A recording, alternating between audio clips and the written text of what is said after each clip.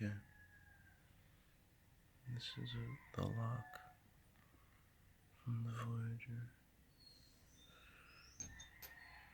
And this is the section that uses the stop pin for there. You can see how long that stop pin is. How thick it is as in comparison as to that. Come on, focus.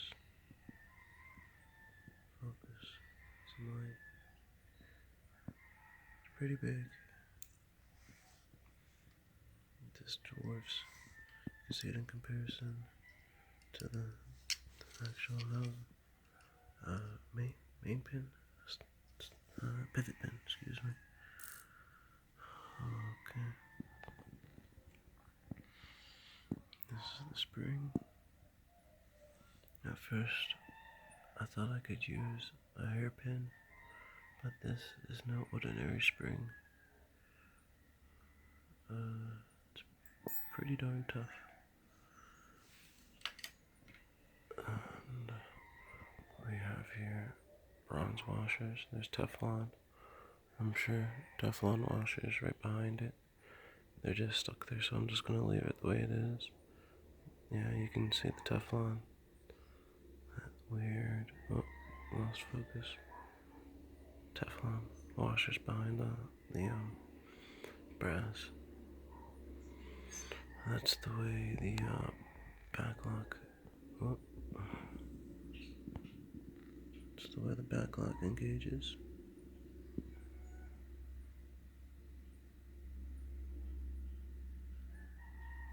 There's like a hook. And that clack. And this is the lock for that. And it sets in. And it nestles in that hole. And this one is pivoted dramatically. It can like shift out and lift. Goes like that, literally. This one doesn't pivot too much. It just goes from whatever time I've been opening it and closing the knife. Come on. Come on.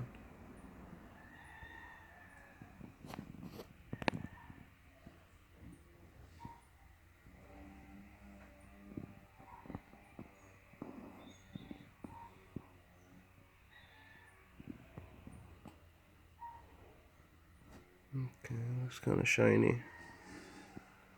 I need to wipe it off, I guess. Yeah, it's kind of dirty. I'll wipe it off. I'll be able to see where it's been running on. In the back of the lock face. And opening it up pretty good. Put that off to the side. You can just hear how that's a hunk of like a solid ingot of steel. And it's not I mentioned that because, well, at least I know for the blade, if this is in fact what it's made out of, it's an ingot steel, I mean that it's been poured. This CTS XHP, from my understanding, has been made with powder forming. Powder electrically and magnetic heated up and stuff like that. It's like perfect. But this stuff is not too bad. I like it a lot. To be honest, this is my first experience with it. See that C cut right there? It looks like a thumb stud where it rests. There's a pivot, as you can see in there, and it just stops the blade and it stops the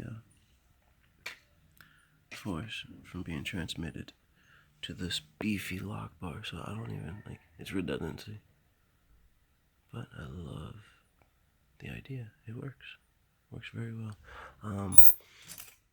This is another interest of mine. I'm here looking at these really thin aluminum inserts. I feel like I'm gonna bend this. I need to be careful. The thing is, this is here for lateral support, not the twisting, which is cool with me. These, whatever this is, they're saying FRN, fiber reinforced nylon. Yeah. Well, that's what I would call it. That's what it sounds like to me. But I don't know. I think it's interesting. They have a little rough piece of aluminum, a bunch of holes in it. This is like 66 gauge or whatever. I don't know. Not the gauge, but the type. So it's like aircraft grade. Well, I like it. It works. Oh, out of focus. Fits in there very well. I want to sand it. Some sandpaper in the inside. But I also can live with it for a bit before I start beating on it. And I was thinking about just having this as a cooking knife for my mom, but all those crevices and all that stuff, I don't know. That'd be hygienic. Might as well just get her an actual cold steel chef knife. Alright, guys.